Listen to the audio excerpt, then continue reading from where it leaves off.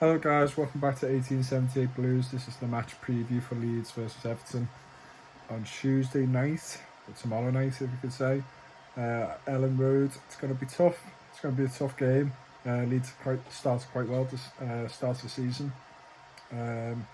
Jesse Marsh is, you know, like Lampard, kind of coming to a side which was in 3-4 in the Premier League last season, and now they have, obviously we've both survived, result in Burnley going down, and now both of the managers have, finally got their kind of input into the team, and how they actually want to play, and it's kind of a new start for both managers. This, I think, it's going to be a tough game. I could easily say we'll get beat because actually we haven't won a game this season, whereas they have. And it's at Ellen Road, but when you look at it, since they've come back up, 2 games we've had at Ellen Road. I know one was without fans, but we've won 1 game and we've drew another. So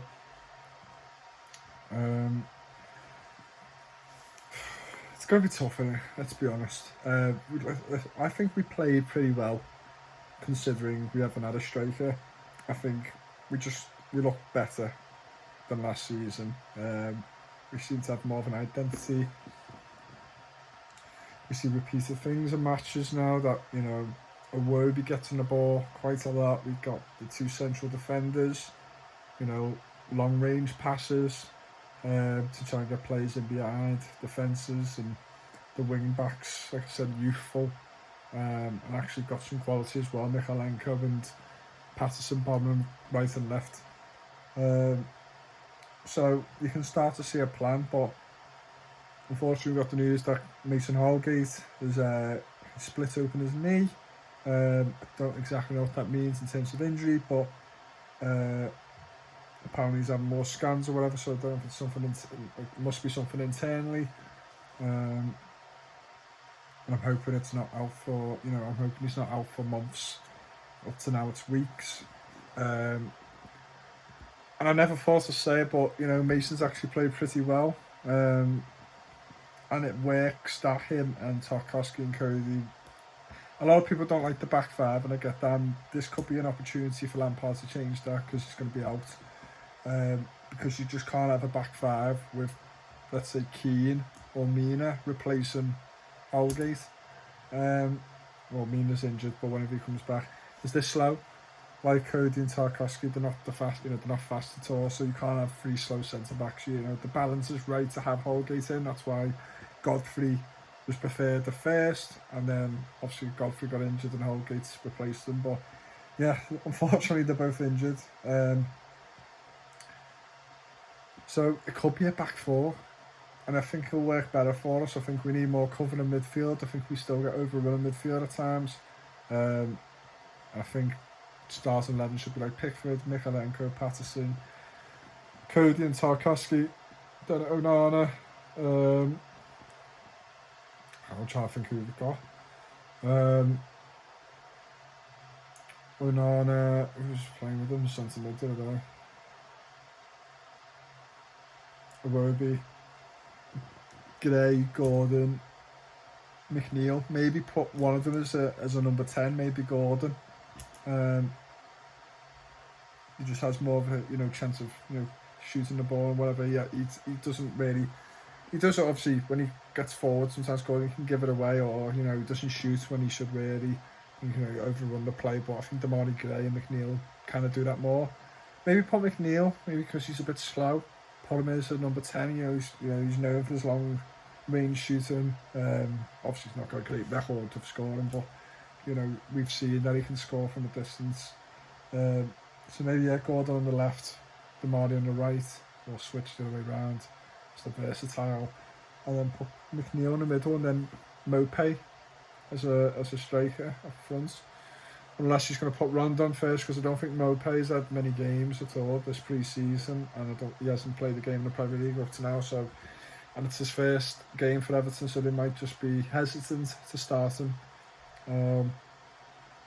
If that's the case, then the worst case scenarios, worst case scenario is, we're 1-0 down, or it could be 0-0, and about 50-60 minutes in, replace Rondon for Mopé. But that's the lineup I'd go for. But yeah, Leeds are looking very bright. They've got Rodrigo looking like he's a new player for them. You've got Dan James as always a threat. Like I said, they've lost a few big signings, but they seem to be more of a team. I think sometimes that can work better for you. If you have an individual player who you look for to change the game or make the difference, it could disrupt the way you play. It could, you could fall down in other elements of the game and on the pitch. So maybe them just as a collective unit, Leeds United, it seems to be like working out better for them. They have bought a few more players as well, but I can't remember. There's been that many signings this transfer window. I can't keep up with it, honest to God.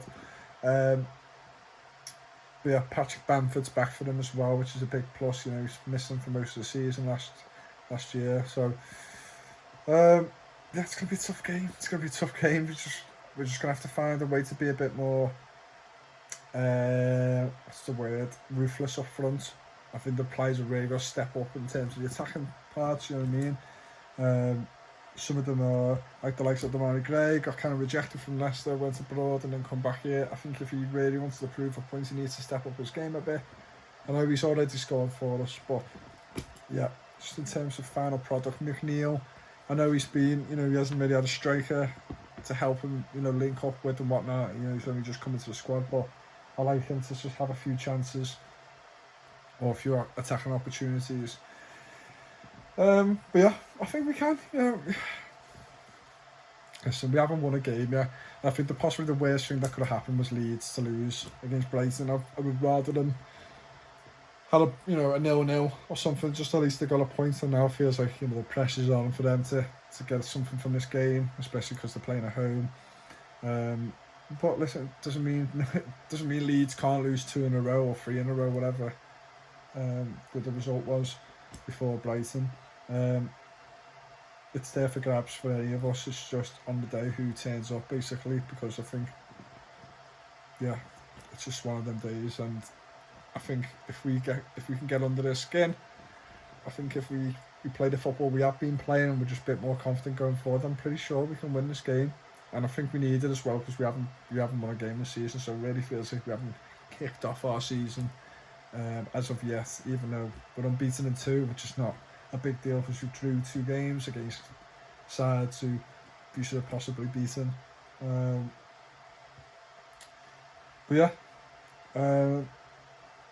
if you really want to kick on this season, we're going to have to win these type of games and make a statement. But yeah, I think if I'm going to predict it, I'm going to hope to go for a 2-1 for Everton. I know it sounds like a safe score. I just hope we can nick it. But in terms of other news, Ross Barkley has left Chelsea today. There's obviously been rumours throughout the whole summer that he's going to come back to us. There was a whole thing about his Twitter bio change. He was liking an Everton post. Would you take him back? Me personally, I don't want him back for what he did. I really don't. But we've done it before. So why does it change now? Why with him would it change? Even though I don't want to take him back for that reason. Like I said, if we've never done it before, if we've never, like Wayne Rooney, we only kissed the badge and all that kind of stuff.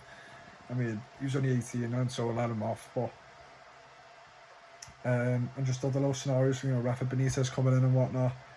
If we never had anything like that, I'd be like completely no to Barkley. But and he hasn't been great for a few years. He had a little spell at Aston Villa, but it wasn't all rosy in that spell. You know what I mean? He was all right some games and he was very inconsistent again. But maybe, what happens if it worked? You know what I mean? It could be a risk worth taking. It's a number 10, or number 8, as you say, what we haven't had in a very long time, or we haven't had since Sigurdsson and James. And I'm not saying he's like them, but maybe it's something he needs. Maybe it's something that we can show his true form and true self, because he was a decent player. be frustrated at times. I can remember most games I've been playing and I was screaming at the TV because he didn't release the ball sooner or he'd done the wrong pass. But he had potential there. And listen, he's 28 now, I know. Or 29, I think it's 28. 29 in December, if I remember correctly. I'll just say take a shot. It depends on the wages as well. Like, he's probably going to want a similar wage at Chelsea, but I don't think you should be asking for something like that when you've been let go. And if he wants to do us a favour, he would drop his wages because of what he did to us a few seasons back. So I'll take him, even though I don't want to. I just think it gives us another option. It bolsters the squad. We need more squad depth. You know, I look at our bench, there's too many youngsters on it. You should have about 1 or 2 youngsters. You know, as max. I feel like I've got far too many there, and we get too many injuries. So, and listen, he's not got the greatest injury record as well, but maybe give him a 1-year deal and see what happens from there. Be safe with it, you know what I mean? Don't string him onto a 4-year, 3-year contract, and then he's on thousands of pounds, and then we'll get rid of him. He gets paid his little payday again. So, yeah, I'll take him. Jessica guy, I've heard I'm sick of talking about Jessica guy. He should just. Fucking hell, it's been the longest summer ever. He looks like he's about to set the sign for us in the next 24-48 hours. We've heard this all before, but it's come to crunch time now in this transfer window and it needs to get done. I'd happily take him back now. And yeah, then we're going. We put a 30 million bid in for some Ukrainian or someone from Shakhtar Donetsk. Got rejected, and then I think Arsenal are in for him now. Don't know who he is, to be honest, not gonna lie. But I think, you know, the Brennan Diaz has gone a bit quiet, but I don't know if we put a bid in. Listen, anything can happen at any minute in the next few days, so we could have a completely new squad by the time the transfer window shuts. But yeah, from this game though, you know, I'm quietly confident that we can win. I think we're gonna have to win at some point. Frank Lampard has a little, because of his time at Derby, had a little like rivalry with Leeds, and Chelsea and Leeds never liked each other anyway. So I think he's gonna get one over on them. Sorry. But yeah, we have to see. I'm trying to be optimistic. It's hard, but based from the performances I'm seeing, it's got to click at some point, and I think potentially this could work for us. I mean, this is where we get battered about 4-0 or something, but no, I can't see it. I think we'll nick a 2-1 win. Anyway, like this video if you could, share. I'm going to start saying that at the start of my video, by the way. This is what Fogden and Fogdad do all the time, but it sounds a bit desperate, but listen, you don't do YouTube for nothing, don't you? But yeah, like, comment, subscribe. All my socials are in the description on this video, and yeah, I'll see you soon, and hopefully I'll have a happy reaction tomorrow. Peace out.